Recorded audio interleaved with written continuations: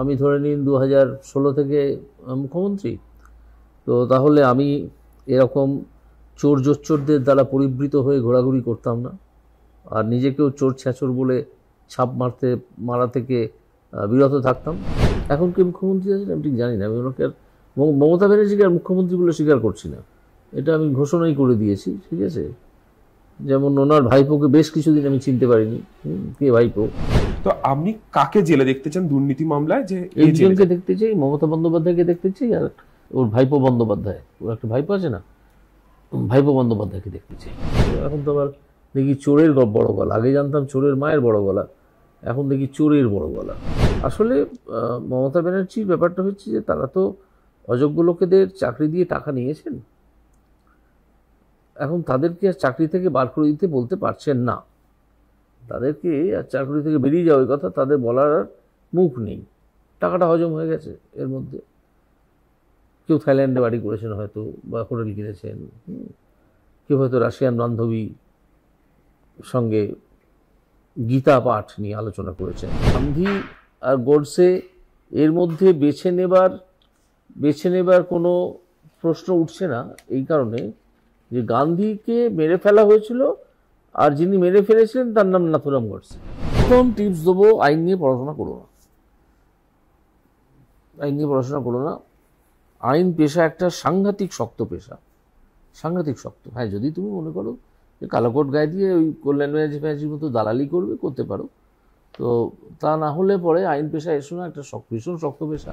এটা হচ্ছে একজন একেবারে ব্যক্তিগত প্রেমপত্র এক মহিলা দিয়েছিলেন, অত্যন্ত ভালো গদ্য, সাবলীল গদ্য, এবং তিনি একজন প্রখ্যাত কবি। তো আমি সেটা পাঠিয়েছিলেন।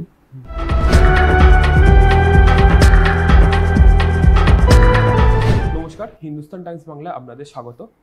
লোকসভা নির্বাচনের ভোট পর্বের মধ্যেই আজকে আমরা এমন একজনের সঙ্গে আছি যিনি আইনের আদালত থেকে জনতার আদালতে এসেছেন।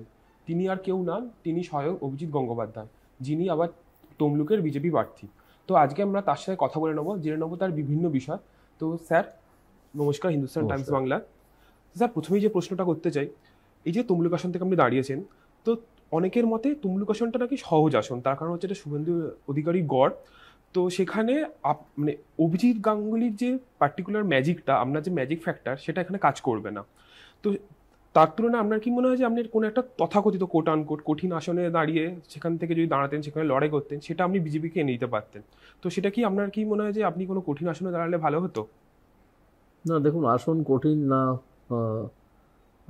সহজ সে সম্পর্কে আমার কোনো সেরকম ধারণা নেই। প্রথম, এটা যারা বলছেন সহজ আসন কঠিন আসন, তারা আপনাকে আরও বেটার বলতে পারবেন। আর এটা তো দল ঠিক করে কে কোন আসনে দাঁড়াবে, আমার ঠিক করার তো ব্যাপার নয়। তাই এটা দল যেখানে ঠিক করেছে সেখানে দাঁড়িয়েছি।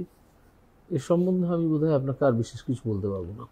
আচ্ছা, তো স্যার এই তমলুক আসন থেকে আপনি দাঁড়িয়েছেন, কিছুদিন আগে এখানে মমতা বন্দ্যোপাধ্যায় এসেছিলেন, তার বিষয়ে আপনি এসএসসি নিয়োগ দুর্নীতি মামলায় বেরোনোর পর বলেছিলেন যে তার অবিলম্বে পদত্যাগ করা উচিত। তো সেই প্রসঙ্গে তিনি একটা পার্টিকুলার মন্তব্য করেছেন যে আগে নিজে দেহত্যাগ করুন, তারপর আমার পদত্যাগের কথা বলবেন। এটা তমলুকে দাঁড়িয়ে বলেছেন, আগের দিন প্রচার হয়েছে। তো এই বিষয়ে আপনার কি মত, ওনার মন্তব্য এই বিষয়ে? না, এটা উনি অনেক বয়স্ক মানুষ, পলিটিশিয়ান হিসেবে আমার চেয়ে অনেক সিনিয়র। উনি কথা বলেছেন, আমি এতে কিছু মনে করছি না, কিচ্ছু মনে করছি না। এটা কথার কথা হতেও পারে, মনের কথা নাও হতে পারে, কিছু হতে পারে। এ বিষয়ে আমি ওনাকে কোনো খোঁচা দিয়ে কথা বলবো না। আচ্ছা, তো স্যার এই রেস ধরেই আমি এসএসসি দুর্নীতি মামলায় আসছি। এখানে তো অনেকে যোগ্য প্রার্থী আছে, অনেকে অযোগ্য প্রার্থী আছে। তো যারা যোগ্য প্রার্থীরা চাকরি হারালেন অযোগ্যদের জন্য, তাদের তো কোনো ভুল নেই, তারা ঠিকভাবে পরীক্ষা দিয়েছিল, তারা ঠিকভাবে রুল মেনে পরীক্ষা দিয়েছিলেন। তো তাদের দোষটা কোথায় হলো? যেটা না, তাদের দোষ তো নেই, কিন্তু বোঝা যাচ্ছে না যে কে সঠিক পরীক্ষার্থী, কে বেঠিক পরীক্ষার্থী। যদি দুটো এমনভাবে মিশিয়ে দেওয়া হয় যে আপনি চিনতেই পারছেন না, এবং সেই চেনার রাস্তায় যে সংস্থা সাহায্য করতে পারতো কোর্টকে, তারা সেভাবে করেনি। সেই জন্য কোর্টের আর কোনো উপায় ছিল না। আচ্ছা, পুরোটাই বাতিল করতে হচ্ছে। এবং কোর্ট যে 17টা কারণ দেখিয়েছে যে কী কী ইলিগ্যালিটি আছে, তার কোনো উত্তর কিন্তু এইসব রাজনৈতিক নেতাদের কাছ থেকে আমি পাইনি।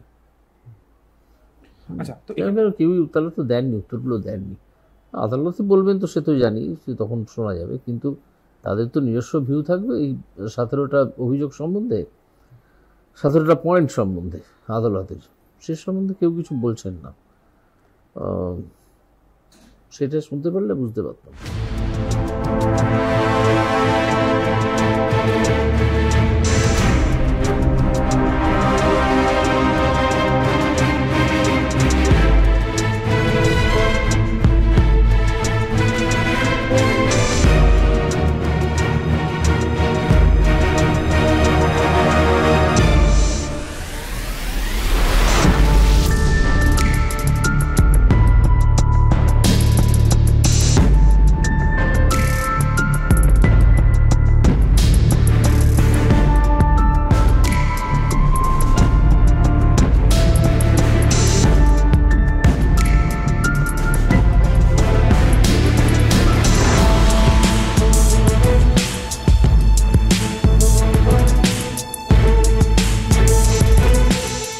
দুটো পরিস্থিতির কথা আমি বলতে চাই। ধরুন আপনি এখনো হাইকোর্টে বিচারপতি ছিলেন, তো আপনি এই মামলাটা রায় দিচ্ছিলেন, তো এখন যে মামলাটা রায় হয়েছে সেটার ক্ষেত্রে আপনি কিভাবে রায়টা দিতেন? আর দ্বিতীয়ত, আপনি মুখ্যমন্ত্রী, এই সময় আপনি মুখ্যমন্ত্রী, হয়তো আপনার সরকারের আমলে দুর্নীতি হয়েছে, তো মুখ্যমন্ত্রী হিসাবে যারা অ্যাকচুয়ালি যোগ্য প্রার্থী, যারা দুর্নীতি করে আসেনি, তাদের জন্য আপনি কি পদক্ষেপ করতেন? আপনি আমাকে মুখ্যমন্ত্রী আর একটু আগে থেকে বানিয়ে দিন না, 2 বছর আগে থেকে বানিয়ে দিন, তাহলে আমি কেলেঙ্কারিটা হতেই দিতাম না। এই যে এটা হয়েছে এবং টাকা পয়সার চাকরি বিক্রি, সেটা তার আগে থেকেই শুরু হয়েছে। হ্যাঁ, তাহলে আপনি আমাকে 4-5 বছরের 2016 নাগাদ ওই সময় মুখ্যমন্ত্রী বানিয়ে দিন। তা যদি বানিয়ে দেন, আর হাইপোথেটিক্যাল এসব প্রশ্ন যখন হচ্ছেই, মানে যাকে বলে খেয়ালি পোলাও রান্না করা, তাহলে আমি একটু ভালো করেই ভাবি। আমি ধরে নিন 2016 থেকে মুখ্যমন্ত্রী, তো তাহলে আমি এরকম চোর জোচ্চোরদের দ্বারা পরিবৃত হয়ে ঘোরাঘুরি করতাম না, আর নিজেকেও চোর ছ্যাঁচোর বলে ছাপ মারা থেকে বিরত থাকতাম। চাকরি বিক্রি হতো না, চাকরিটা পরীক্ষা দিয়েই হতো সঠিকভাবে। তাহলে এই দুর্নীতিটার চাকরির দুর্নীতির উন্মেষই হতো না, তৈরি হতো না।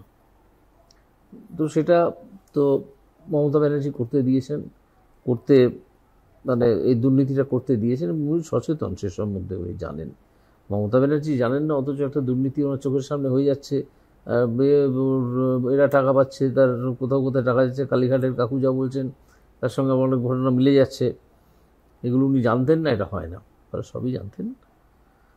এখন তিনি কতটা ইনভলভের সঙ্গে, মানে মনিটারিলি, সেটা তদন্তের আতশ কাঁচের নিচে হয়তো চলে এসছে। তো সেসব দেখা যাবে পরে, আরেকটু পরে সময় লাগবে। আর ওনারা তো এই দুর্নীতিটা নিয়ে মানে বহুবার এতে ডিভিশন বেঞ্চে কলকাতা হাইকোর্টে তো গেছেনই, সুপ্রিম কোর্টেও তো বহুবার গেছেন। ঠিক আছে, আমি জানতে চেয়েছিলাম এক সময় যে মোট কত টাকা খরচা করলেন এই যে আমার বিভিন্ন রায়ের বিরুদ্ধে নিজেরা বাঁচবার জন্য যে এতবার গেলেন, শেষ পর্যন্ত তো বাঁচতে পারলেন না। 19টা মামলা সুপ্রিম কোর্ট এখানে ফেরত পাঠিয়ে দিল, সেই 19টাই আমার রায়।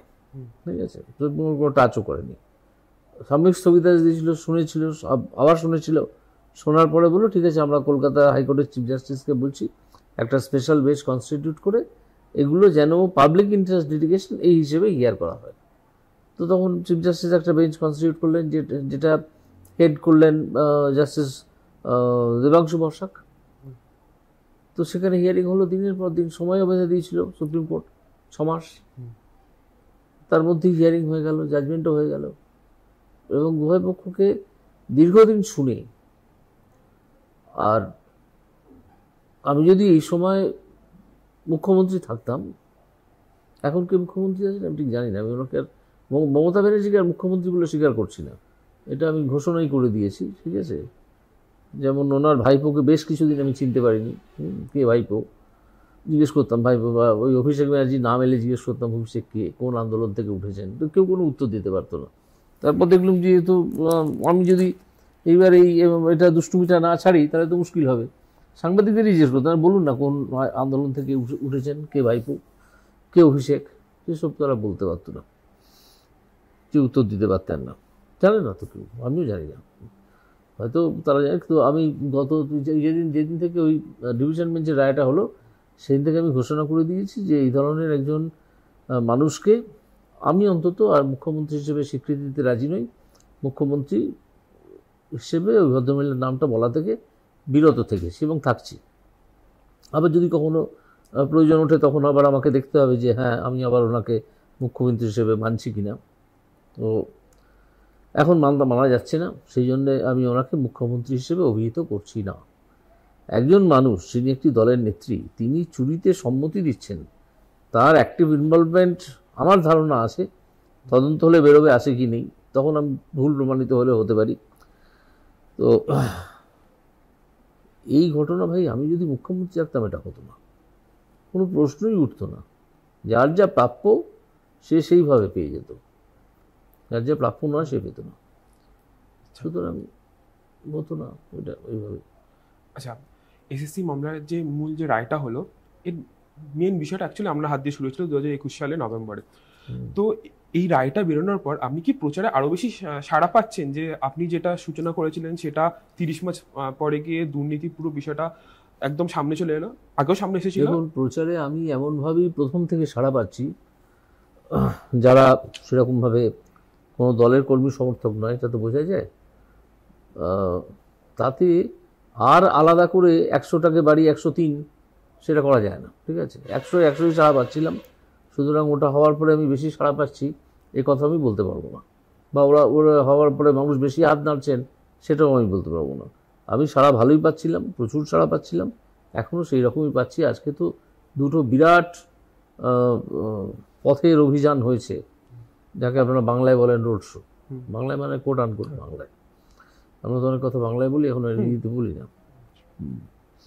সেই আমাদের পথের অভিযান হয়েছিল, সেখানে তো প্রচুর লোক হয়েছিল, প্রচুর। তো আলাদা করে আমি এটা বলতে পারবো না যে ওইটার জন্য আলাদা করে এই কেন্দ্রে যেখানে আমি প্রচার করছি সেখানে কেউ হঠাৎ করে তিনি সাপোর্টার হয়ে গেলেন বিজেপি, এরকম আমি বলতে পারবো না। আচ্ছা, তো স্যার আপনি একটা সময় মানে নাম না করেই বলেছিলেন যে আপনি ডায়মন্ড হারবার থেকে লড়তে চান আর লাখ লাখ ভোটে আপনার ভাষায় তালপাতা সিপাহীকে হারাবেন। তো আপনি কি শীর্ষ নেতৃত্বের কাছে এরকম কোনো বার্তা দিয়েছিলেন বা বিজেপি কেন্দ্রীয় কমিটির কাছে যে আমি ডায়মন্ড হারবার থেকে লড়তে চাই? না, আমার তো বার্তা দেওয়ার কোনো আসনেই বার্তা আমি দিইনি। ইনফ্যাক্ট আমি যে দাঁড়াবো তাই আমি জানতাম না, আমাকে যে দাঁড়ানোর একটা প্রার্থী করা হবে সেটাই আমি জানতাম না। ফলে কোনো আসনেই কোনো বার্তা দেওয়ার কথা ছিল না, ওটা ছিল একটা কথার কথা। যখন না মানে আমি ডিরেক্টলি বলেছিলেন কিনা সেটা বলছি। না, এইসব বললে আর প্রশ্ন আসে কোত্থেকে? আপনারা একটা বিষয়টাকে তার কনটেক্সটে ভাবার চেষ্টা করুন। তো কনটেক্সটটা ছিল যে এরকম এতে ডায়মন্ড হারবারে নাকি প্রার্থী পাওয়া যাচ্ছে না, তখন আমি বলেছিলাম হ্যাঁ, প্রার্থী না পাওয়া গেলে আমি দাঁড়াতে পারি। আমাকে দাঁড়ানো করলে আমি একে দুটো লোককে তুলতে হবে, ওখান থেকে তুলে দিলে দেখবেন ভাইপো হেরে গেছে, বা ওখানে যিনি প্রার্থী হেরে গেছে, এটা বলেছিলাম। তার মানে এই নয় আমি দাঁড়ানোর ইচ্ছে প্রকাশ করলাম বা সরে আসার ইচ্ছে প্রকাশ করলাম, এইসব কিছু না, এটা কথার পৃষ্ঠে কথা। বাম মনস্ক ছিলেন, সেখান থেকে আপনি বিজেপিতে যোগ দিলেন। তো কল্যাণ বন্দ্যোপাধ্যায় একটা কথা বলেছিলেন যে আপনার ভেতরটা লাল আর বাইরেটা গৌরী। তো এইটা নিয়ে আপনি কি বলতে চান, যে আপনি? কিছু বলতে পারি, সে এত নিম্ন শ্রেণীর লোক, এদের কথা নিয়ে কি উত্তর দেবো? আর তিনি আরও একটা কথা বলেছিলেন যেটা পুরোপুরি আপনার পেশাগত আগে যেটা কেরিয়ার ছিল সেটা নিয়ে বলেছিলেন। তিনি বলেছিলেন যে আপনার হাতে এমন কোনো মামলা নেই যার জাজমেন্ট রিপোর্টে রয়েছে। তো এইটা নিয়ে আপনি কি বলতে চান? মিথ্যে কথা বলেছি, জাজমেন্ট রিপোর্টে ওরা পাগল হয়ে গেছে, যা খুশি তাই বলছে, যা মুখে আসছে তাই বলছে। আমার জাজমেন্ট রিপোর্টেড হয়েছে কি হয়নি সেটা হাইকোর্টের অনেক সিনিয়র অ্যাডভোকেট জানেন, এবং অনেক অন্যান্য যারা সিনিয়র অ্যাডভোকেট নন তারাও জানেন। কল্যাণ ব্যানার্জি তো পড়াশোনা কিছু করে না, দালালি করে, তো ওইসব বলবে। আচ্ছা, এই যে মতাদর্শ আপনাকে আইনজীবী বা পরবর্তীকালে বিচারপতি হওয়ার জন্য অনুপ্রেরণা জুগিয়েছিল, সেই আদর্শটাই কি আপনাকে পরবর্তীকালে রাজনীতিতে টেনে আনলো, এটা বলা যেতে পারে? এই অনুপ্রেরণার শব্দটা বাদ দেবেন ভাই, অন্য কোনো শব্দ ব্যবহার করবেন? ঠিক আছে, প্রভাব। তাহলে প্রশ্নটা একবার করুন। মানে বিষয়টা হচ্ছে মানে যে ধারণাটা, যে মতাদর্শটা বলা যেতে পারে, অনুপ্রেরণাটা বাদ দিলাম, মতাদর্শটা বলা যেতে পারে, যে মতাদর্শ আপনাকে আইনজীবী বা বিচারপতি দিকে পেশার দিকে, বিচারপতিকে পেশা বলবো কিনা ঠিক আমি জানি না, কিন্তু আইনজীবী বা বিচারপতি হতে মানে সরি আবারও বলছি, মানে আপনাকে কি বলবো, উদ্বুদ্ধ করেছিল। তো সেই সেই একই বিষয়টা কি আমাকে উদ্বুদ্ধ করেছে রাজনীতিতে আসতে? না না, আমাকে আইনের পেশায় যেতে উদ্বুদ্ধ করেছিল, আইনে একটা ভয়ানক লজিক্যাল তর্কাতর্কি হতো, যে লজিক্যাল তর্কাতর্কি আমরা আইন কলেজে প্রতিনিয়ত করতাম। ক্যান্টিনে বসে হোক, ওই গেটের হাজডালা কলেজে গেটের বাইরে ওই যে পাথর দিয়ে বাঁধানো জায়গাটা আছে, সেগুলো আছে, ওখানে বসে হোক, বা অন্য কোথাও যেখানে জড়ো হতাম একসঙ্গে সেখানে হোক, এবং সেখানে খুব একটা বৌদ্ধিক আলোচনা চলতো, এটা আমাকে আকর্ষণ করত। এবং তখন আমার যে বন্ধুবান্ধবরা আমার সঙ্গে একই সঙ্গে আমরা পড়াশোনা করতাম, তাদের মধ্যে অনেকেই আজকে জজ, একজন তো অ্যাডভোকেট জেনারেল। তো তখন আমরা নিজেরাই আলোচনা করতাম যে এই যে পরীক্ষার সময়টা, বিশেষ করে যে পরীক্ষা, কালকে পরীক্ষা, প্রচণ্ড চাপ, আমরা কয়েকজন ছিলাম, আমরা কিন্তু টুকে পরীক্ষা দিয়ে গিয়ে আমরা প্রত্যেকটা একটা লাইনও টুকে পরীক্ষা দিই, প্রত্যেকটা লাইন আমরা নিজেরা কয়েকজন, মানে অন্তত আমাদের ব্যাচে বেশ কিছু, অন্তত 15-20 জন, তারা কেউ একটা লাইনও টুকিনি। তখন আমরা আলোচনা করতাম এই যে প্রচণ্ড চাপ নেওয়া যাচ্ছে না, তখন আবার নিজেরাই আলোচনা করতাম যে এই চাপটা যদি প্রফেশনে যাই, এই চাপটা হবে প্রতিদিনের চাপ, প্রতিটা মামলাতেই এই চাপ তুমি অনুভব করবে। এটা আমাদের একজন বন্ধু, তিনি আজকে জজ, তিনিও খুবই বুদ্ধিমান মানুষ, তিনি বলছেন যে তো প্রতিদিনকার জিনিস হয়ে দাঁড়াবে, সুতরাং এই চাপটা নিতেই হবে। এই একটা ব্যাপার ছিল যে একটা চাপ নেওয়ার অভ্যেস, একটা বিতর্ক, একটা বৌদ্ধিক বিতর্ক, এইসবগুলো চলতো। সেই থেকে আইন পেশার প্রতি আমার একটা ভালোবাসার জন্য ছিল। আর একটা ছিল, আমার বাবা যদিও আমার খুবই ছোট বয়সে মারা যান, আইনজীবী ছিলেন, আর এছাড়া আমার মামার বাড়ির দিকে 4 পুরুষ আইনজীবী, 4 পুরুষ। তো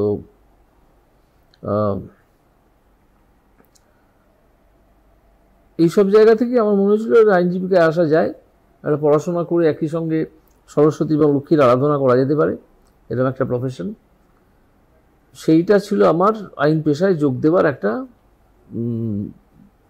কারণ, এটা ঠিক আছে। ওই চিন্তাভাবনাগুলো আমাকে উদ্বুদ্ধ করেছিল। তারপর জজ হয়ে যাওয়া, সেটা তো কপাল, ঠিক আছে, এটা তো সকলেরই। এখন যে সিস্টেমে জজ হয়, সেই সিস্টেমে জজ হওয়াটা তার কপালের ব্যাপার। যদি কপাল ভালো থাকে হবে, কপাল ভালো থাকলে হবে না। এই যে আমাকে যে ডাক পাঠালেন চিফ জাস্টিস, যে ডাক পাঠানোর পরে জানতে পারলাম যে তিনি আসলে জানতে চাইছেন যে আমি জজ হতে চাই কি চাই না। এইটা তো সকলকে পাঠাবেন না, ঠিক আছে, কিছু কিছু লোককে পাঠাবেন। এই যে কাকে পাঠাচ্ছেন না পাঠাচ্ছেন সেটা তো আমি জানতে পারছি না আগে থেকেই, যে আমার নাম নিয়ে চিন্তাভাবনা হচ্ছে কিনা। হঠাৎ একদিন জানতে পারলাম যে চিফ জাস্টিস এরকম ভাবছেন। তো সুতরাং সেই ক্ষেত্রে কোনো কেউ উদ্বুদ্ধ করার কোনো প্রশ্ন নেই। আর ছেড়ে চলে আসা, এটা আমি দেখলাম আইন পেশাতেও দেখেছিলাম যে বহু মানুষ অসহায়, বহু মানুষ। সেই শক্তি চট্টোপাধ্যায়ের কবিতাটা মনে পড়ে যায়, যে মানুষ বড় কাঁদছে, তুমি মানুষ হয়ে তার পাশে দাঁড়াও, তাহার পাশে দাঁড়াও। তো সত্যি মানুষ মানে এত অসহায়, আর সেই অসহায়তাটা আমি নিজের জীবনেও অনেক দিন ভোগ করেছি, বুঝতে পেরেছিলাম যে কী ভীষণ অসহায়। বিশেষ করে তার সঙ্গে যদি যুক্ত হয় পকেটে পয়সা না থাকা, তাহলে সেই অসহায়তা মানে 100 গুণ বেড়ে যায়। আপনি কোথাও গিয়ে কোনো সহায়তা পাবেন না যদি পয়সা আপনি খরচা করতে না পারেন, ম্যাক্সিমাম জায়গা। তো এই জায়গা থেকে আমার মনে হয়েছিল যে আরও বৃহত্তর ক্ষেত্রে পদার্পণ করা উচিত মানুষের পাশে দাঁড়ানোর জন্য। সত্যিকারের সহায়তা তো আমরা মানুষকে দিতে পারি না। আমি বলছি যে রাজনীতিবিদ হওয়ার পরেও সত্যিকারের সহায়তা দিতে পারি না। আমরা তাকে খানিকটা উদ্বুদ্ধ করতে পারি যে তুমি নিজের কাজটা নিজে করো এবং এই পথে যাও, তাহলে করতে পারো, তাহলে নিজের খানিকটা সুরাহা হতে পারে, এরকম সব বলতে পারি। এবং সেখানে ওই রাজনৈতিক তত্ত্বের ব্যাপার খুব একটা আসে না। বামপন্থীরা এনে ফেলেন, তারা সবই তো ওই তত্ত্বের আলোকে বিচার করেন। সুতরাং তাদের আমি কোনো সমালোচনা করছি না, তারা তাদের মতো করেন। কিন্তু যারা সেইভাবে বামপন্থী নন, ঘোষিত বামপন্থী নন বা কখনো বামপন্থায় ছিলেন না, আমাদের মতো মানুষ যারা, তাদের মনে হয় যে শিবজ্ঞানে জীবসেবা এই ব্যাপারটা করা যায় রাজনীতিতে এসে। ওখানে বসেও করা যাচ্ছিল, আমি করতাম, যে কারণে বহু মানুষ তাদের মামলা থাক না থাক আমার এজলাসে ঢুকে আমাকে বিভিন্ন ধরনের আমার কাছ থেকে অ্যাডভাইস চাইতেন, আমি সেগুলো দিতাম।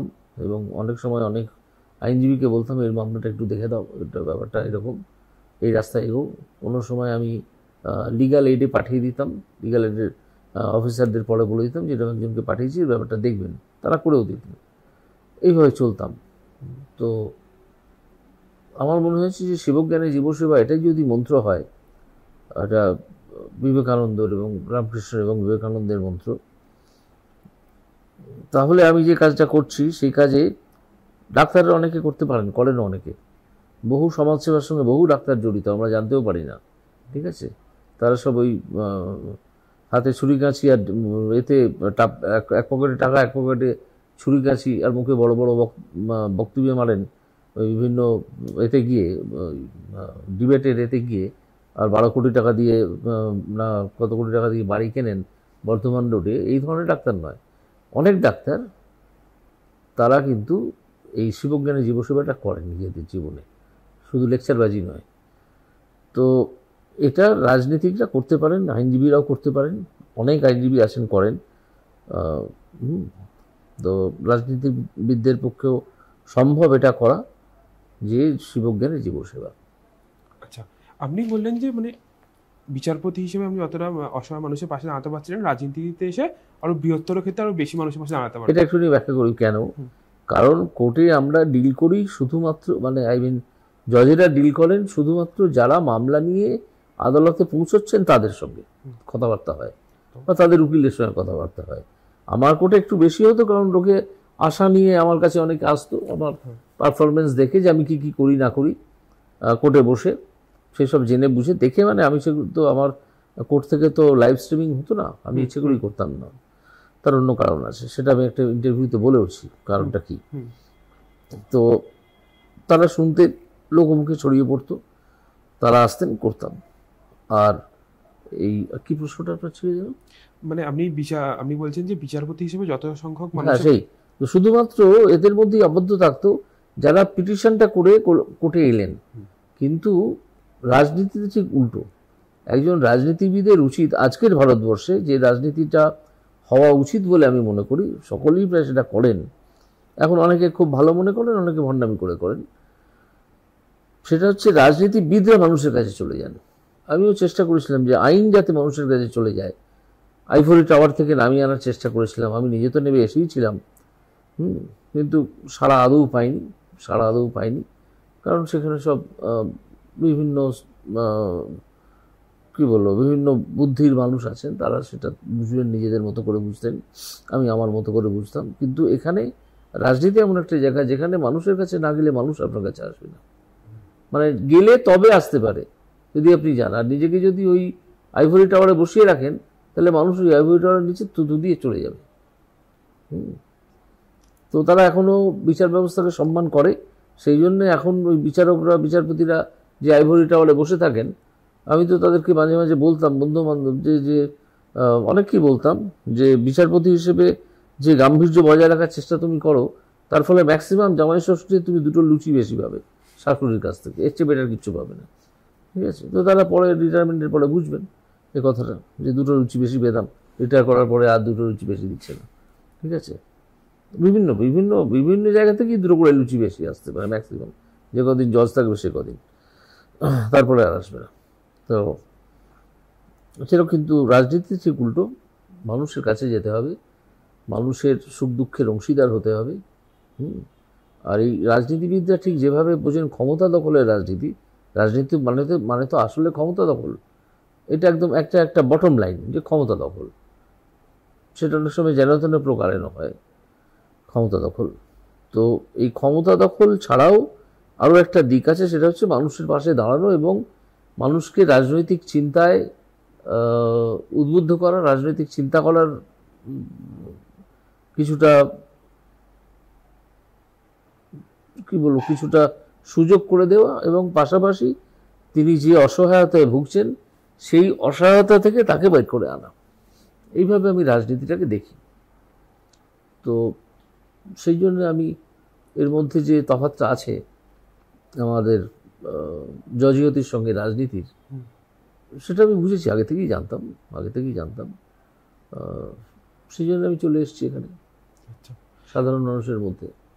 আচ্ছা, আপনি এই কথা বলার মাঝখানে একটা কথা বললেন যে শ্বশুরবাড়ি থেকে লুচি আসতো, আর বিভিন্ন জায়গা থেকে লুচি আসতো না, মানে লুচি এক্সট্রা আমার কোনো শ্বশুরবাড়ি নেই। না, মানে আপনারা বলছেন না, মানে আপনি ওভারঅল বলতে চেয়েছেন। হ্যাঁ, তো আপনি আর একটা পার্টিকুলারলি বললেন বিভিন্ন জায়গা থেকে লুচি আসতো।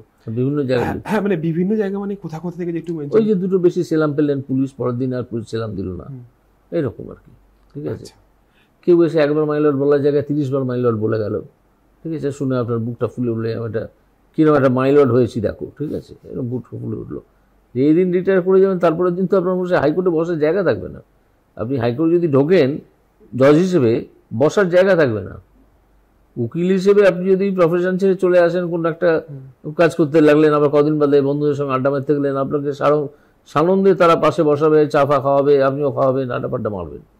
কিন্তু জজ হিসেবে যদি একবার রিটায়ার করে বা আমার মতো রিজাইন করে চলে আসেন, তারপর 1 মাস পর্যন্ত আমরা আমাদের চেম্বারটা ব্যবহার করতে পারি। আমি যদিও ব্যবহারের জন্য রেখেছিলাম, যদিও তারপর থেকে আর কোনোদিন যাইনি। তারপর ওই 1 মাসের পর আপনি গেলে আর বসার জায়গা পাবেন না। কোথায় বসবেন? আপনার তো কোনো চেম্বার নেই, একমাত্র লাউঞ্জে গিয়ে একজন আউটসাইডারের মতো বসে থাকতে হবে। যদি আপনি সেটা সহ্য করতে পারেন তাহলে যাবেন, আর যারা সহ্য করতে পারেন না তারা যান না। 1-2 জন যান, গিয়েছেন মাঝে মাঝে লাউঞ্জে গিয়ে বা লাইব্রেরিতে গিয়ে বসে থাকতেন। ফলে একটা নতুন চাকরি জোগাড় করেছেন, করে এখন সেখানে গিয়ে এজলাসে বসেন। যতদিন বসতেন না ততদিন ওখানে লাইব্রেরিতে গিয়ে বসে থাকতেন, দেখেছি আমরা। আচ্ছা, এটা আপনি একটা বললেন, তো আমি তো লুচিরা ব্যাখ্যা করতে পারলাম তো। আপনি যে বিতর্কে জন্ম দিতে চাইছেন সেই জায়গাটায় কিন্তু আমি গেলুম না। বিতর্ক আমি জাস্ট জানতে চাইছিলাম এটা কি না, যাতে বিতর্ক না হয় সেটার জন্য অ্যাকচুয়ালি বিতর্ক যাতে না হয় সেটা আমি চেষ্টা করবো। আপনি তো চাইবেন বিতর্ক বাদিয়ে দিতে। না, বিতর্ক বাঁধানো খুব আপনি ভাবলেন যে আমি বলবো যে হ্যাঁ ক্লায়েন্টরা তো ভালো ভালো লুচি নিয়ে আসে, এসব বলবো নাকি? কেউ কখনো বলে? কেউ কখনো বলে না। না, এই প্রসঙ্গে আপনি এটা যেটা বললেন যে বিচার রাজনীতির বিষয়টা বললেন, তো এই ক্ষেত্রে এখন তো অনেকে আইন নিয়ে পড়াশোনা শুরু করেছে, তো আপনি তাদের কি টিপস দেবেন যে আইন নিয়ে পড়াশোনার আগে যে আইনজীবী? প্রথম টিপস দেবো, আইন নিয়ে পড়াশোনা করো না। আইন নিয়ে পড়াশোনা করো না। আইন পেশা একটা সাংঘাতিক শক্ত পেশা, সাংঘাতিক শক্ত। হ্যাঁ, যদি তুমি মনে করো যে কালোকোট গায়ে দিয়ে ওই কল্যাণ ব্যানার্জির মতো দালালি করবে, করতে পারো। তো তা না হলে পরে আইন পেশা এসো না, একটা ভীষণ শক্ত পেশা। বিশেষ করে যারা ফার্স্ট জেনারেশন তাদের পক্ষে তো আরোই বেশি, না আসাই ভালো। এই খাটুনিটা তোমরা আজকের জেনারেশনের ছেলেরা তোমরা সহ্য করতে পারবে না এই খাটুনিটা, কারণ তোমার তো আরও অনেক আচ্ছানি আছে। আমাদের ছোটোবেলায় যখন আমরা আইন পড়তাম তখন হ্যাঁ কম্পিউটার এসছে বটে, কিন্তু এই ইন্টারনেট ফেট কিচ্ছু ছিল না। ঠিক আছে, এসবের প্রলোভন ছিলই না, বা সেলফোন তো দূরস্থান, ছেড়ে দিন। ওটা কত সালে আমি আইন পড়তে শুকেছি? 86 সালে। 86 মানে ওদিকে হলো 14 আর 24 38 বছর আগে, মনে হয় সেদিনের কথা। এটা আমার মানে অন্য বয়স্কদেরও বলতে শুনতাম, এই মনে হয় সেদিনের কথা। আসলে 35, 36, 37, 38 বছর আগেকার কথা। তো তখন মাইন্ডসেট একরকম ছিল, এখন মাইন্ডসেট অন্যরকম। তো তোমাদের এই মাইন্ডসেটে কিন্তু ভাই তোমরা এসেই। আর দ্বিতীয় কথা হচ্ছে যে এখনকার ছেলেপুলেরা তারা একটা পাশ করলো, প্রফেশনে যোগ দিয়েই তারা টাকার মুখ দেখতে চায়, আর চাইবে নাই বা কেন?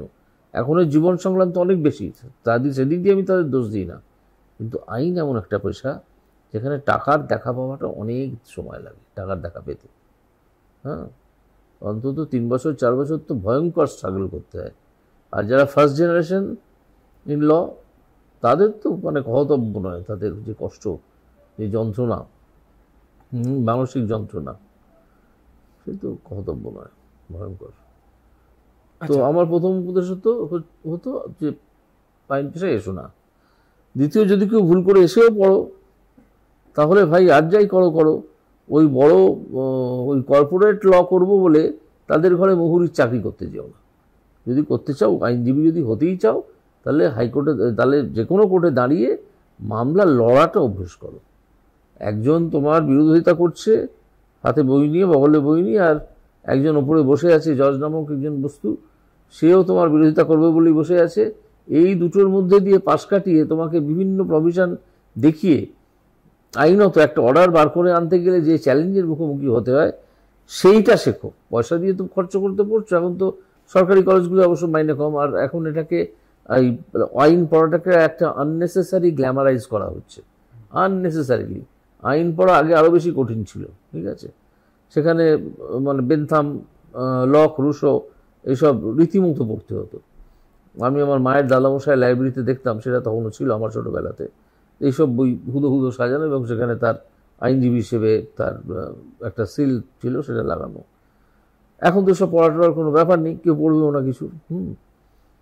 আর পারলে ওই নেট থেকে যা ডাউনলোড করা যায়, কেউ হয়তো এআইতেই এ করে ফেললো, পিটিশন লিখে ফেললো, এটাও হতে পারে, কেউ চেষ্টা করতে পারে, করে বললো এআইতে লিখে আনলাম।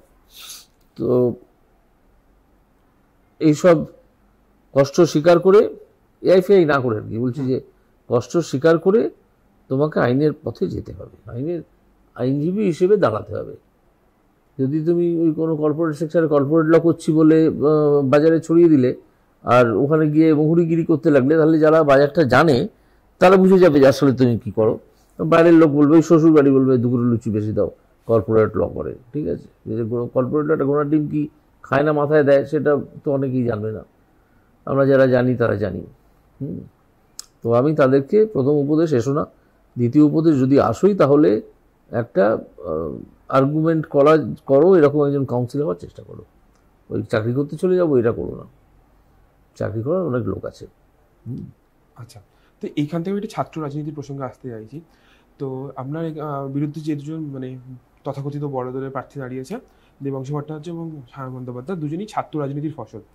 তো আপনি ছাত্র রাজনীতিটাকে কিভাবে দেখেন? আর আপনি যখন ছাত্র ছিলেন তখন কি আপনি ছাত্র রাজনীতি করতেন বা কোনো দলকে সমর্থন করতেন, এরকম কি কোনো ব্যাপার ছিল?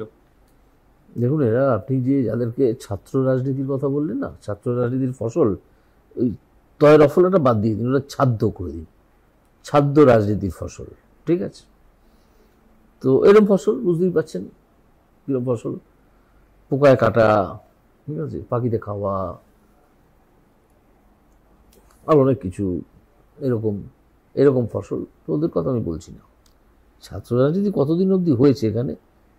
77-এ বামফ্রন্ট ক্ষমতায় এসছে, তারপর ধরুন আর 4-5 বছর ম্যাক্সিমাম, তাও রাজনীতি তখন আসেনি। ইনফ্যাক্ট ছাত্র রাজনীতিটা শেষ হয়ে গিয়েছিল যখনই সিদ্ধার্থ শঙ্কর রায় 72 সালে মুখ্যমন্ত্রী হলেন, তখন থেকেই। তবে হ্যাঁ, বামপন্থীরা ক্ষমতায় ছিলেন না, তাই বামপন্থীদের যে ছাত্রদল, যে ছাত্র সংগঠন, তারা আপ্রাণ চেষ্টা করতেন, মার খেতেন, মরেও যেতেন, ঠিক আছে, এরকম করে তারা একটা নিজেদের মতো করে ছাত্র রাজনীতি চালিয়ে যেতেন।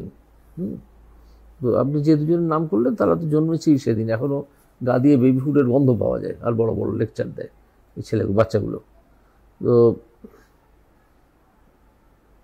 এই তো ছাত্র রাজনীতি তো মোটামুটি শেষই হয়ে গিয়েছিল, এখন তো শেষ আরও হয়ে গিয়েছে। এখন তো শুনি যে এক্সকারশনে যাবে কলেজ থেকে, তার জন্য সকলের থেকে আলাদা করে টাকা নেওয়া হচ্ছে। ইউনিয়নকে তো টাকা দিচ্ছেই, ইউনিয়নগুলো এখন তো কিছু নেই, একজন দুজন তারা পান্ডা হিসেবে চালায়, তাদেরকে হাতে তো কলেজ কর্তৃপক্ষ টাকা তুলে দেন, যে তুমি তোমার সঙ্গে যে কজন যাবে তাদের প্রত্যেকের খরচা বাবদ ধরে নিন মাথা পিছু 10,000 টাকা করে, 30 জনে 3 লাখ টাকা দিলাম তোমাকে।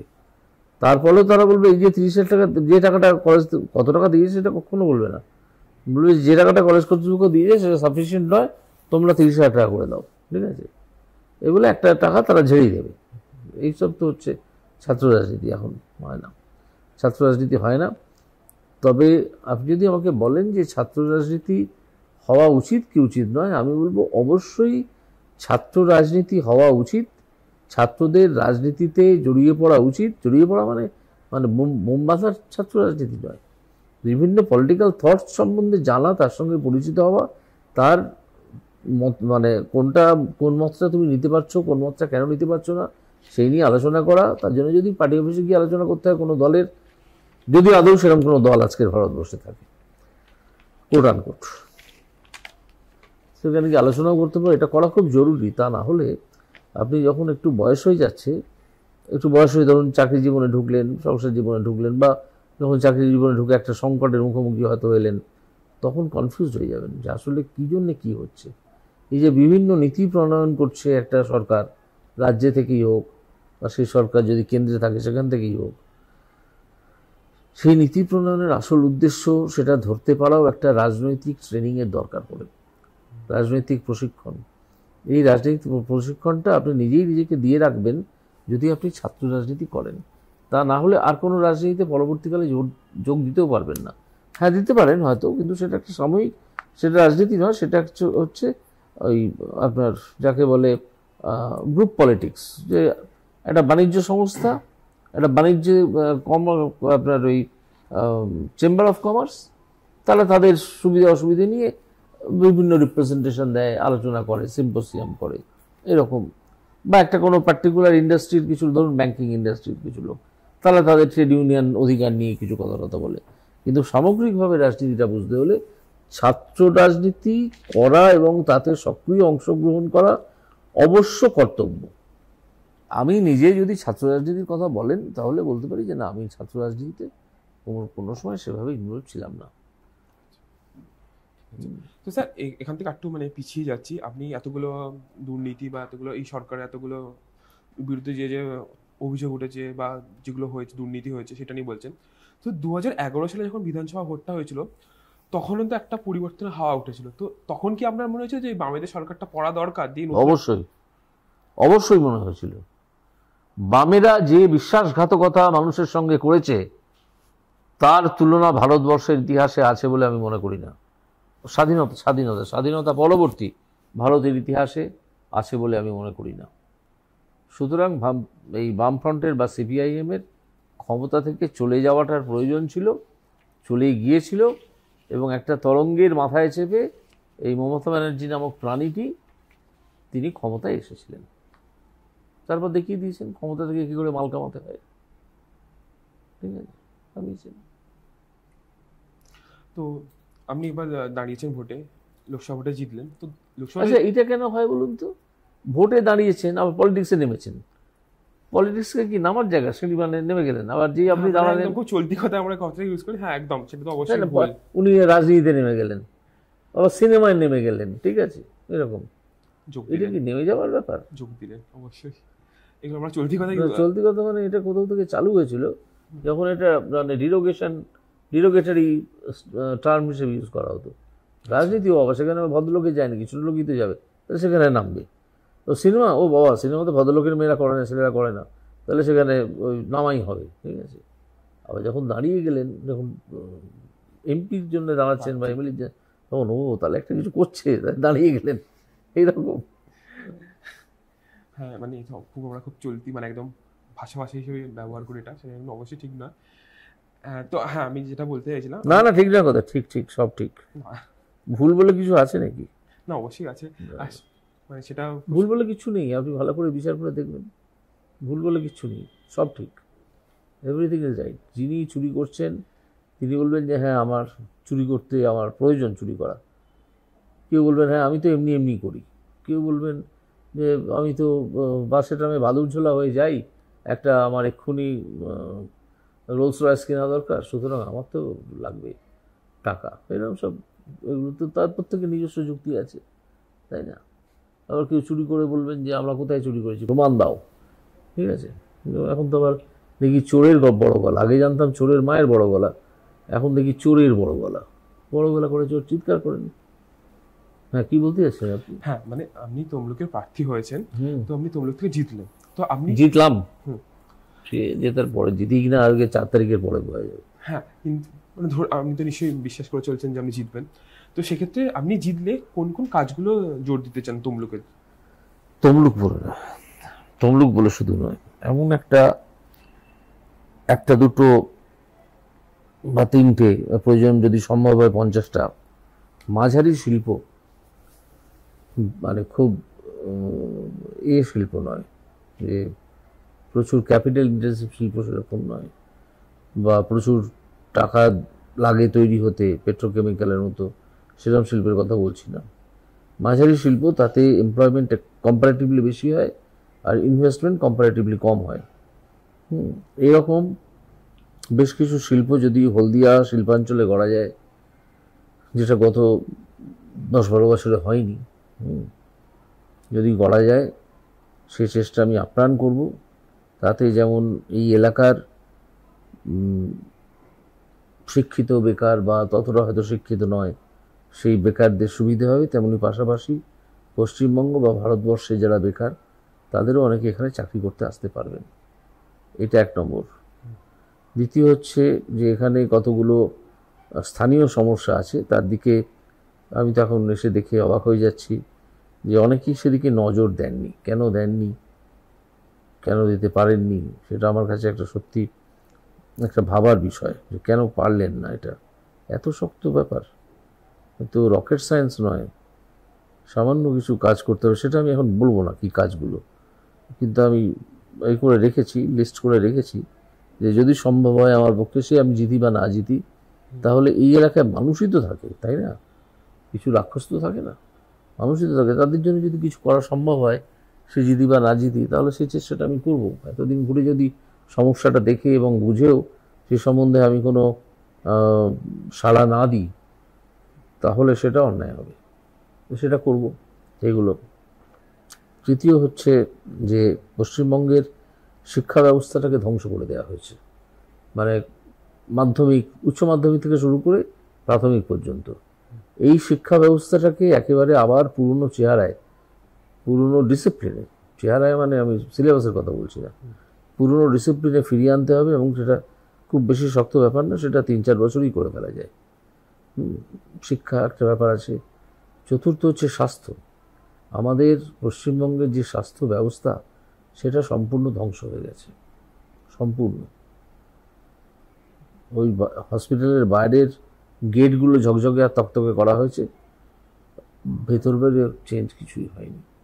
এসব কসমেটিক চেঞ্জের তো কোনো মানে হয় না, বরং দরজাটা ভাঙা থাকলে আমার কিছু যায় আসে না, যদি রোগীর বেডটা পরিষ্কার থাকে বা রোগী যেখানটায় আছেন সেখানটা পরিষ্কার থাকে বা ওষুধটা ঠিক মতো সঠিক ওষুধটা পাওয়া যায়। এই যদি হয়তো স্বাস্থ্যের সারা আমি যা বলছি সারা পশ্চিমবঙ্গের পরিপ্রেক্ষিতেই বলছি, একটা দুটো এলাকা তমলুক ছাড়া, একটা দুটো কাজের কথা যেটা তমলুকের জন্য বিশেষভাবে প্রযোজ্য সেটা বাদ দিয়ে। আর তমলুকে দেখুন, তমলুকে আমি দেখলাম মানুষ খুব সচেতন এবং মানুষ শিক্ষিত। প্রতিটা অলিগলিতেই দেখবেন দুজন করে মাস্টারমশাই, একজন করে হেডমাস্টারমশাই বা কলেজ শিক্ষক বা বৈজ্ঞানিক, তিনি বাইরে চাকরি করেন, এরকম লোকজন আছেন। এটা খুব শিক্ষিত জায়গা। তো সেই জন্য সেই দিকটায় তাদের জীবনযাপনের যে সমস্যা সে তারাই সেটা ঠিক করতে পারবেন, তাদের জীবনযাপনের সমস্যা নয়। কিন্তু এখানে অন্যান্য ছোটোখাটো সমস্যা আছে যেটা এখানকার পুরসভার দেখার কথা বা পঞ্চায়েতের দেখার কথা, সেগুলো তারা করে না। সেটা যদি উদ্বুদ্ধ করা যায় মানুষকে কাজ করতে, সেইটুকু অন্তত যদি পারি করুন। এইরকম কয়েকটা কাজ এই করতে করতেই মৃত্যুদিন এসে যাবে, আর তো বেশি নয়। আচ্ছা, দীর্ঘায়ু হন, সেটা নিয়ে কোনো নেই। এইটা ভুল বললেন, দীর্ঘায়ু বললে হবে না, সুস্থ এবং নিরোগ। হ্যাঁ অবশ্যই, ওইটা বলতে হবে। দীর্ঘায়ু হয়ে পড়ে রইলাম বিছানায়, একটা স্ট্রোক হয়ে 30 বছর, তার কোনো অর্থ হয় না। হ্যাঁ, তো স্যার এইটা বিষয়ে আপনি একটা বললেন যে তমলুকে অনেক শিক্ষিত মানুষ থাকেন, অনেক। হ্যাঁ, তো এবার এদের মধ্যে নিশ্চয়ই অনেকে যারা আছে, আমি একবার এসএসসি মালাটা ফিরছি জাস্ট একটা জিনিসের জন্য। বিষয়টা হচ্ছে যে আপনি বলছেন শিক্ষিত লোক আছে, তার মধ্যে অনেকে নিশ্চয়ই যোগ্য প্রার্থী আছেন যারা 2016 সালের প্যানেলের নামটা বাতিল হয়ে গেছে। তো তারা যদি আপনাকে সেই প্রশ্ন, মানে হয়তো আপনাকে প্রশ্নটা করা, ওটা কোনো হয়তো বিষয় না, বাট আপনি প্রচারে বেরিয়ে তো প্রশ্নটা মুখোমুখি হলেন যে আমাদের চাকরিটা কেন গেল, আমরা তো যোগ্য, তখন আপনি তাকে কি বলবেন? ওই যে কথাটা আপনাদেরকে বললাম সেটাই বলবো, যে যোগ্য থেকে অযোগ্যকে বাছাই করে আলাদা করা যাচ্ছে না। সুতরাং এছাড়া আদালতের কাছে অন্য কোনো পথ ছিল না, মিলয়ে আর কোনো পথ নেই, ছিল না। এটা যদি ওই মমতা ব্যানার্জির যে অথরিটির এই কাজগুলো করেন বা মমতা ব্যানার্জির নিজে, তারা যদি একটু উদ্যোগী হয়ে সাধারণ ছাত্রদের পাশে আজকে রাজনীতি করার জন্য যে পরিমাণ চিৎকার চেঁচামেচি করছেন, সেইটার দিকে না গিয়ে যদি সত্যি তাদের উপকারের কথা ভাবতেন, তাহলে সেটা করতেন। করলে পরে এই 26,000-এর চাকরি নিশ্চয়ই যেত না, গেলে কত যেত? 10,000-এ যেত। এবং সেগুলো তখনই যেত যখন দেখা যেত যে তারা জালি প্রার্থী, তাদের পাওয়ার কথা নেই। ওই 10,000-এ অন্য ছাত্রদের, অন্য ক্যান্ডিডেটদের চাকরি দিয়ে দেওয়া যেত। তো সুতরাং এই প্রশ্ন করলে এইভাবে বুঝিয়ে বলতে হবে, তাদের তো সত্যি তো তাদের কষ্টের ব্যাপার আছে, তো যে চাকরি করেছে এতদিন, হয়তো সত্যি, হয়তো কেন অনেকেই তো আছে সত্যি সত্যি লেখাপড়া করে এবং কাউকে কোনো টাকা পয়সা না দিয়ে চাকরিটা পেয়েছে।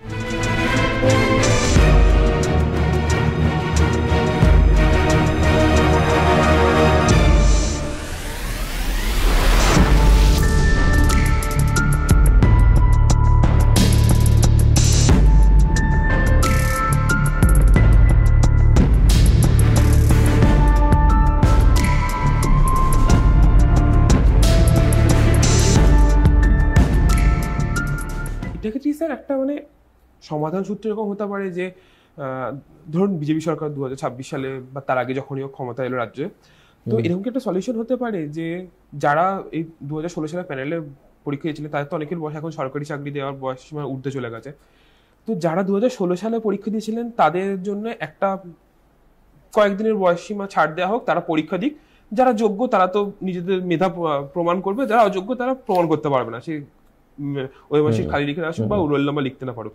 তো এরকম কি একটা সমাধান সূত্র বের করা যেতে পারে যাতে মানে তাদের জীবনটাতে ফেরত দেওয়া যাবে না? আমি যখন মামলাগুলো শুরু করেছিলাম, যখন দেখলাম যে এটা দিনের পর দিন একের পর এক ইলিগ্যালিটি খুঁজে পাওয়া যাচ্ছে, এমন একটা জায়গায় চলে গেছে যে এটা প্রায় মানে পয়েন্ট অফ নো রিটার্নে, যে হয়তো সমগ্র পরীক্ষাটা বাতিল করতে হবে, তখন জাজ হিসেবে আমি আমার ডিসক্রিপশন খানিকটা ইউজ করেছিলাম। জাজ হিসেবে খানিকটা ডিসক্রিপশন ইউজ করেছিলাম। আমার একটু খাবার জল দিও, ঠান্ডা জল। জাজ হিসেবে খানিকটা ডিসক্রিপশন ইউজ করেছিলাম করে আছে। মমতা ব্যানার্জি সবই জানেন, সবই বোঝেন, তার আমলারাও জানেন। তখন আমার কোর্টে যে আইনজীবীরা অ্যাপিয়ার করতেন তাদের কাছে আমি বলেছিলাম যে আপনারা একটা সমাধান সূত্র খুঁজুন, আপনার সরকারের সঙ্গে বসুন, একটা সমাধান সূত্র খুঁজুন, যদি প্রয়োজন হয় এখানে এসে আমার সামনে সাবমিশন করবেন, আমিও আপনাদের কিছু অ্যাসেস করতে পারি সেই সমাধান সূত্রে যাওয়ার পথে। এবং সেই জন্য আমি এই মামলাটা 3 সপ্তাহ অ্যাডজন করছি। অনেকগুলো মামলা 3 সপ্তাহ অ্যাডজন করেছি, কোনটা 3 সপ্তাহ বলেছি কিন্তু নিয়েছি 5 সপ্তাহ বাদে। অনেকদিন আমি অপেক্ষা করেছিলাম যে একটা কোনো পজিটিভ কিছু আসবে, কিচ্ছু আসেনি। কেউ যদি আমাকে আজকে এই মন্তব্যের পরিপ্রেক্ষিতে জিজ্ঞেস করেন যে কাদেরকে আমি বলেছিলাম, আমি তাদের নামও বলে দেবো। কাদেরকে বলেছিলাম, তারা আমার আদালতে এসে বলে গিয়েছিল যে আমরা উপযুক্ত কর্তৃপক্ষের কাছে, মানে হাইয়েস্ট অথরিটির কাছে তারা বলে গিয়েছিল, মানে মমতা ব্যানার্জির কাছে আমরা জানাতে পেরেছি, তিনি বিষয়টা বিবেচনা করছেন। তারপর আর কোনো খবর হয়নি। তারপর আবার আমি ওই কয়েকটা দিন, মানে অনেক দিন পর্যন্ত থেমে থাকি মামলাটায়, এই বুঝি কিছু একটা হলো।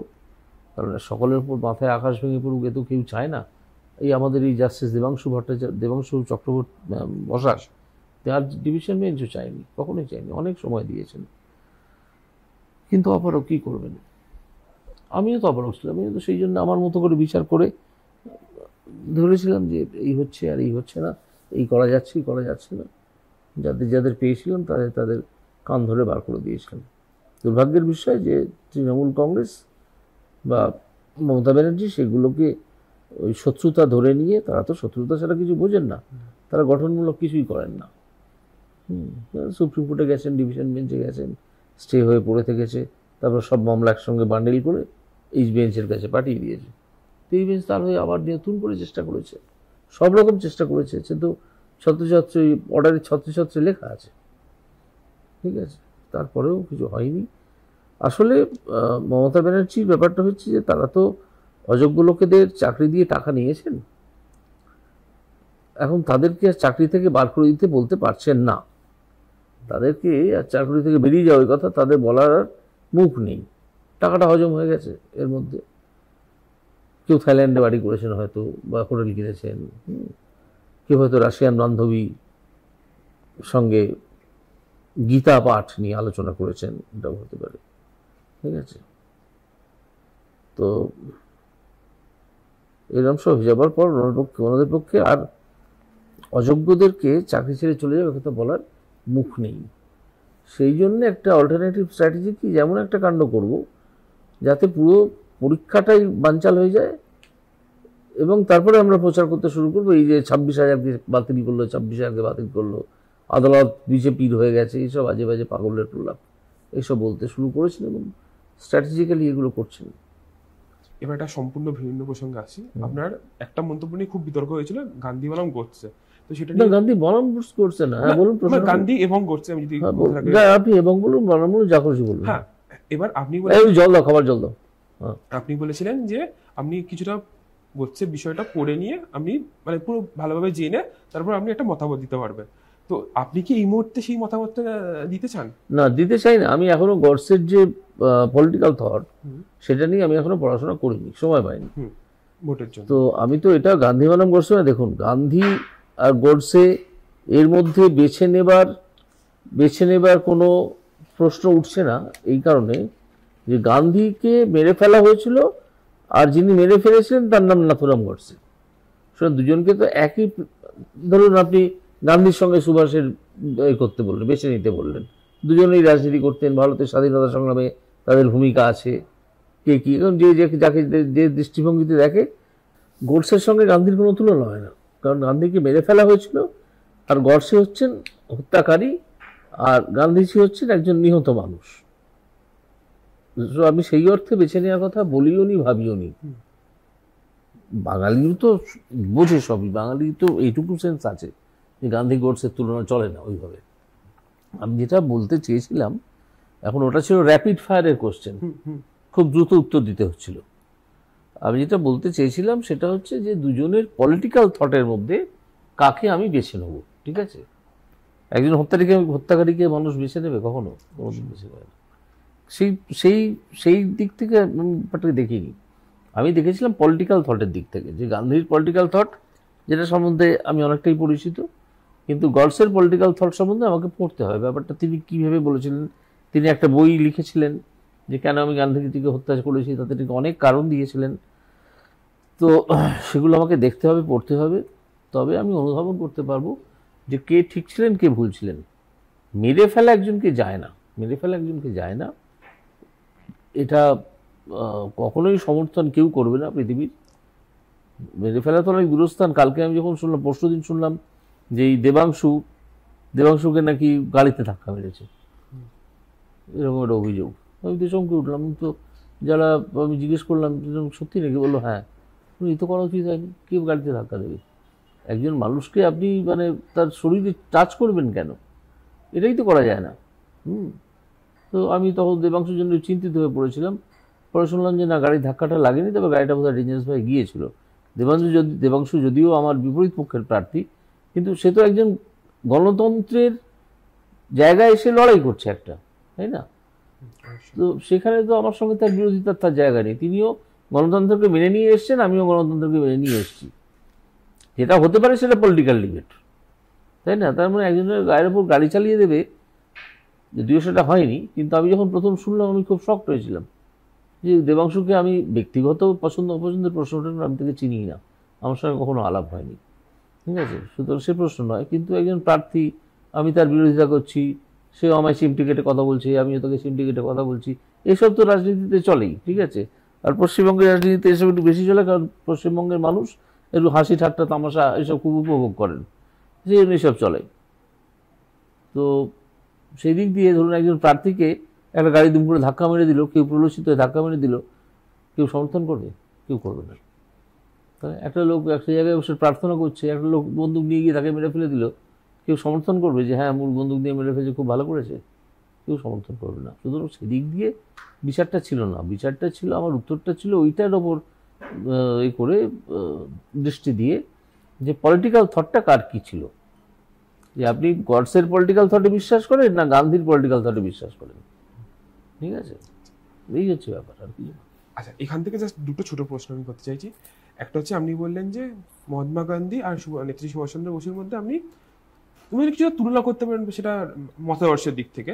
তো মতাদর্শের দিক থেকে আপনি কার বেশি মতাদর্শে উদ্বুদ্ধ হন? অনুপ্রেরণা শব্দটি ব্যবহার করলাম না, এই প্রশ্নের উত্তর দিতে হবে না, মানে আপনি এটা বলতে পারেন। আপনি বলুন তো, আমি কার এতে বলবো না, মানে এটা কোনো বিতর্ক না। না, আপনি প্রশ্নটা করুন। এবার আমি আপনাকে পাল্টা প্রশ্ন করলাম, প্রতি প্রশ্ন যে আপনি বলুন তো আমি কার মতাদর্শে বেশি উদ্বুদ্ধ। বলুন দেখি কেমন সেটা পারেন। জানি না, হ্যাঁ, সেটা তো অবশ্যই জানি না। না না, আপনাকে যেটা বলুন না, একটা না জেনে একটা কত কথা আমরা পৃথিবীতে বলে দিই। না, না জেনে তো তাই বলতে না? চাই না অবশ্যই। এই প্রশ্নের উত্তরটা দিতে হবে না, আপনি অবশ্যই চাইলে করতে পারেন। না, এড়িয়ে আমি যাব না। আমি শুধু বলতে চাইছি যে এই প্রশ্নের উত্তরটা, এই প্রশ্নটা এতই সহজ প্রশ্ন একজন বাঙালির কাছে, ইন্ডিকেশনটা কিন্তু দিয়ে দিয়েছি। অবশ্যই তাহলে এবার বলুন। নেতাজি সুভাষচন্দ্র বসু, অবশ্যই। আর এখানে আপনি দেবাংশু প্রসঙ্গে যে কথাটা বললেন, এখানে রাজনৈতিক সৌজন্যবত দেখালেন, মানে এটা হয়তো খুব না, স্বাভাবিক। সৌজন্যবত আমি তার কাছে গিয়ে দেখাইনি বা তাকে ফোন না, আমি করিনি দূর থেকেই কিছু। মানে আমার মনে হয়েছে যে একজন প্রার্থী গণতান্ত্রিক একটা পদ্ধতিতে নেমে প্রচার করছেন, সেখানে প্রচার করতে গিয়ে তিনি বহু কথা বলতে পারেন, আমিও বহু কথা বলতে পারি, সেই ঘাই কাঁচা ঘাস ঘাস কথায় কাটে কথার প্যাঁচ এসব হয়ে গেল। তো তাকে ধাক্কা মারবে নাকি? হ্যাঁ, মানে আমি সম্ভব? তার গায়ে কাজ করবে নাকি? করারই কথা না। হ্যাঁ অবশ্যই, সেটা মানে আমি সেটাই বলছি যে মানে সে আমার শত্রুই হোক মিত্রই যাই হোক, একটা জিনিস মেনে চলতে হবে, একটা জিনিস মেনে চলতে হবে। এগুলো করা যায় না। পরে শুনলাম কেউ করেনি, অন্য কিছু হয়েছিল, সেটা আমি আসছি না সেই প্রসঙ্গে। হ্যাঁ, মানে এই বিষয়টা এখন যে এই বিষয়টা কেউ বলবেন, মানে এটা তো আগে খুব স্বাভাবিক ছিল বিষয়টা, কিন্তু এখন যে এই বিষয়টা কেউ বলবেন সেটার মানে সংখ্যাটা খুব কমে যাচ্ছে এখন, পুরোটাই ব্যক্তিগত খুব একটা কমছে না, খুব একটা কমছে না। আপনারা অভিজ্ঞ মানুষ, সাংবাদিক, আপনারাও দেখবেন যখন আমাদের ব্যক্তিগত স্তরে কথাবার্তা হয়, দেখা টাকা হয়, তখন খুবই হৃদ্যতার সঙ্গে কথাবার্তা হয়, খুবই হৃদ্যতার সঙ্গে। আমি যে মমতা ব্যানার্জি দেহত্যাগ করুন কথাটা বলেছেন, এটা নিয়ে আমি কেন চাইছি না জল ঘোলাও, অনেক বড় কিছু বলতে গিয়ে কিছু বলে ফেলেছেন, এটা নিয়ে আমার এত রিয়াক্ট করার মতো কিছু নয়, ঠিক আছে? তো আমি ধরেই নেব ওইটা কথাটা বলতে চাননি, অন্য কিছু বলতে চেয়েছিলেন, ঠিক আছে? যেমন আমিও একটা আলাদা কথায় বলে ফেলেছিলাম যে মমতা ব্যানার্জির মৃত্যু ঘণ্টা বেজে গেছে। আসলে মমতা ব্যানার্জি, ওটা আমি মেটাফরিক্যালি বলেছিলাম, ওটা ওনার দলের মৃত্যু ঘণ্টার কথা বলেছিলাম, ঠিক আছে? এরকম হয়ে যায় কথা বলতে গেলে, এটা কোনো কথা না, বড় ব্যাপার। রাজনৈতিক সৌজন্য আছে, কিন্তু আমরা যে ভীষণ চেৎকার চেঁচামেচি করি রাজনীতির সময়, ওই যখন মিটিং মিছিল মুক্ত মুখ উত্তেজিত হয়ে যাই, মানুষকে এমফ্যাসিস দিয়ে বলতে হয় কথাগুলো, এর বাইরে একটা জগৎ আছে যেখানে খুব তিক্ততা না হলে একজন রাজনীতিকের আর একজন রাজনীতিবিদের সঙ্গে ভালোই পরিচয় থাকে, পরিচয় ভালোই থাকে এবং সুসম্পর্ক বজায় থাকে, এটাই তো উচিত। অবশ্যই। এবার স্যার একদম মানে ছোট ছোট প্রশ্ন, একটু আপনার ব্যক্তিগত জীবন নিয়ে। একটা হচ্ছে আপনি অবসর সময় কিভাবে কাটান, স্পেশালি আপনি তো আগে একটা যেমনভাবে কাটাতেন, এখন সেরকম হয়তো কাটাতে পারছেন না হয়তো। না না, আমি তো অবসর জীবন আর কাটাতে এখনো সময় পাইনি। আমি তো রিজাইন করেছি, চলে এসেছি, তার কয়েকদিন বাদে আমি বিজেপিতে জয়েন করেছি, করে তারপরে ওই বাড়িতে কিছু সময়, কয়েকটা দিন সময় কাটাচ্ছিলাম। আমি তখন জানতাম না যে আমার প্রার্থী করা হবে, তখন বই পড়ছিলাম। হ্যাঁ, মানে আমি সেটাই বলছি, মানে অবসর বলতে আমি রিটায়ারমেন্টের কথা বলছি না, আমি অবসর বলতে বলছি মানে ধরুন আপনি এই যে প্রচার করে এলেন, তারপর আপনি কি কাজের ফাঁকে ফাঁকে? হ্যাঁ, কাজের ফাঁকে ফাঁকে। আমার মেন কাজ হচ্ছে বই পড়া। আচ্ছা, প্রধান কাজ হচ্ছে বই পড়া, বিভিন্ন বিষয় পড়া, যেটা পড়ে আমি আনন্দ পাই। সেটা কি অনলাইন না এমনি? না না, অনলাইন কি অনলাইন বই পড়া হয়নি। আমি ভাই প্রাচীনপন্থী, এদিক দিয়ে অর্থোডক্স, অনলাইনে বই পড়া হয় না। বই হচ্ছে পড়তে হবে, দাগ দিতে হবে বইয়ে, নোটে লিখতে হবে, এইটা আবার কি কথা রে সালা, এরকম একটা মন্তব্য লিখে রাখতে হবে। আজ থেকে 5-6 বছর যখন পদে যখন চোখে পড়বে, তখন লিখতে আমি কী লিখলাম, হবে তো ভালোই ছিল, কেন লিখতে গেলাম। আমার সব বইতেই এরকম লেখা থাকে, নোট করা থাকে। ওইটা না করা পর্যন্ত, মানে না হলে পড়া হয়েছে বলে আমি মনে করি না। পাঠ একটা তো অন্য ব্যাপার, পড়া একটা ব্যাপার। পড়া বলতে আমরা সাধারণত গড়গড়িয়ে পড়ে যাওয়া, কিন্তু পাঠ হচ্ছে একটা রিড বিটুইন দ্য লাইন্স করতে হয়, যেটা তিনি বলছেন সেটা নিয়ে ভাবতে হয় যে আসলে কি বলছেন, অন্য কিছু ব্যাপার আছে কিনা এর মধ্যে, মানে বিপরীত কিছু মত আছে কিনা এর মধ্যে। এটা হচ্ছে পাঠ। তো আমি পাঠ করি, সেই অর্থে মার্জিনে লিখি, ভালো কথাও লিখি, মন্দ কথাও লিখি, এইভাবেই কাটাচ্ছিলাম, এখনও তাই কাটাই। এখন আপনি আমার ঘরে ঢুকলেই দেখতে পাবেন নখানা বই একসঙ্গে পড়া শুরু করেছি, ওখানেই খোলা আছে। তো আপনি নাটক দেখতে খুব ভালোবাসতেন, তো নাটক দেখার কি সুযোগ পাচ্ছেন?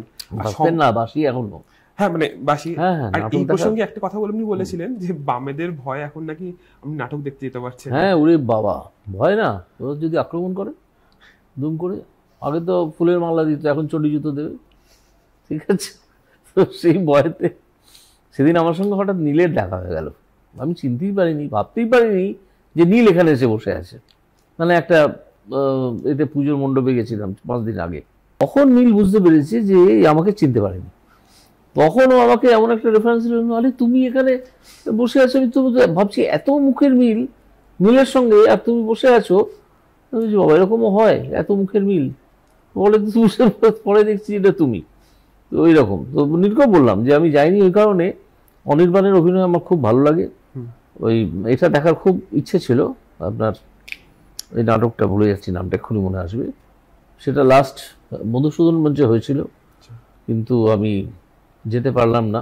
যদিও ওদেরকে বলা ছিল যে আমি যাব, কিন্তু ওই নীলের দাদাকে মানে সুমন মুখার্জিকে বলা ছিল, কিন্তু ওই ভয়তেই গেলাম না। কন্ট্রোভার্সিটা হয়ে যাবে হয়তো, ওরা একটু মুখ গোমরা করে থাকলে আমার খারাপ লাগবে যে মুখ গোমরা করে আছে। আগে আমার সঙ্গে এত ভালো করে কথা বলতো, এখন ভালো করে কথা বলছে না, বিজেপিতে জয়েন করেছি বলে, সেটা আমার একটু মনোকষ্টের কারণ হবে। সেই জন্য আর গেলাম না। ওদেরও হয়তো হতে পারে এতদিন এরকম একরকম ভাবতাম, এই হঠাৎ বিজেপি হয়ে গেল, এটাও হতে পারে। সেই জন্য জানি, তবে যাবো, ওকে বলে রেখেছি। ওর এক নাটক আছে, ওর নাটক আছে মহাত্মা বনাম গান্ধী, এটা হবে নেক্সট মাসে হবে। আমি হচ্ছি মে মাসের পরে, মে মাসে রেজাল্ট বেরোনোর পরে যাবো। আচ্ছা আপনি প্রচুর চিঠি পান, মানে চিঠি পাই, হ্যাঁ চিঠি পান প্রচুর? পড়ি না, বেশিরভাগ চিঠি আমি পড়ি না। আচ্ছা আপনি তো বলতেন যে আপনি অনেক চিঠি পড়েন, এই করেন, মানে যেগুলো এসে অনেক চিঠি পড়ি, বেশিরভাগ চিঠি পড়ি না, খুলিও না, রেখে দিই। আচ্ছা মানে আমি কে পাঠাচ্ছেন দেখি, আমি বুঝতে পারি যে কি বিষয় আসতে পারে, আচ্ছা কি বিষয় লিখতে পারেন, ঠিক আছে। তাতে হয়তো কিছু গুরুত্বপূর্ণ বিষয় মিস করি, কিন্তু যার প্রয়োজন তিনি দরকার করে বলে দেবেন। এত চিঠি লিখে কি আছে? আচ্ছা ক্লান্তিও তো লাগে, সারাদিন ধরে পড়ছি, ক্লান্তি লাগে তো, অবশ্যই। তাই না? না তার মধ্যে থেকে আপনি যেগুলো পড়েছেন তার মধ্যে কি এরকম কোনো আছে যেটা মানে মনে থেকে যাবে বেশ, এরকম একটা বার্তা কিছু? হ্যাঁ আছে। সেটা যদি একটু বলা যায়, মানে খুব যদি না, সেটা হচ্ছে একজন একেবারে ব্যক্তিগত প্রেমপত্র এক মহিলা দিয়েছিলেন, অত্যন্ত ভালো গদ্য, সাবলীল গদ্য, এবং তিনি একজন প্রখ্যাত কবি। তো আমি মানে সেটা পাঠিয়েছিলেন, কিন্তু সেটা আমি, তার কবিতার বইও আছে, আচ্ছা, এবং খুব বিখ্যাত বাংলা পাবলিশারদের থেকেই আছে। অসাধারণ লিখেছিলেন 3-4টে চিঠি, সেগুলো আমি পড়েছিলাম। আচ্ছা সেটা কি মানে মোটামুটি কত সালে এসেছিল বা এই তো কদিন আগে, 6 মাসের মধ্যে এসছে, 6 মাস 8 মাসের মধ্যে। আচ্ছা ঠিক আছে। এবার এখান থেকে এটা আমি শেষ প্রশ্ন করছি আপনাকে। শেষ প্রশ্ন হচ্ছে যে মানে আপনি একটা বলেছিলেন যে দুর্নীতি মামলায় অনেককে জেলে দেখতে চান, কেউ জেলে গেছেন, কেউ যে আমার কথা এখন বাইরে আছে তারাও খুব শীঘ্রই জেলে যাবে। তো আপনি কাকে জেলে দেখতে চান দুর্নীতি মামলায়? যে একজনকে দেখতে চাই, মমতা বন্দ্যোপাধ্যায়কে দেখতে চাই, আর ওর ভাইপো বন্দ্যোপাধ্যায়, ওর একটা ভাইপো আছে না, ভাইপো বন্দ্যোপাধ্যায়কে দেখতে চাই। সেটা কি খুব শিগগির হবে এরকম কিছু আপনি এক্সপেক্ট করছেন? যে কোনো দিনই তো হতে পারার কথা, কিন্তু হচ্ছে না কেন কি জানে, হয়তো হবে। আমরা হয়তো গণতান্ত্রিকতা মেনে চলছি, এই গণতান্ত্রিক সময়ে যখন গণতন্ত্রের উৎসব চলছে, তখন কাউকে গ্রেপ্তার করাটা ঠিক হবে না। সেই জন্য হয়তো এটা ডিলেড হচ্ছে। তবে আমার খুব বিশ্বাস এবং আশা যে গ্রেপ্তার দুজনেই হবেন, তারা যা করেছেন তার কোনো তুলনা নেই। পশ্চিমবঙ্গের শিক্ষা ব্যবস্থা ধ্বংস করে দেওয়া হচ্ছে, এটা ভাবা যায়? আমি তো জাস্ট ভাবতে পারি না।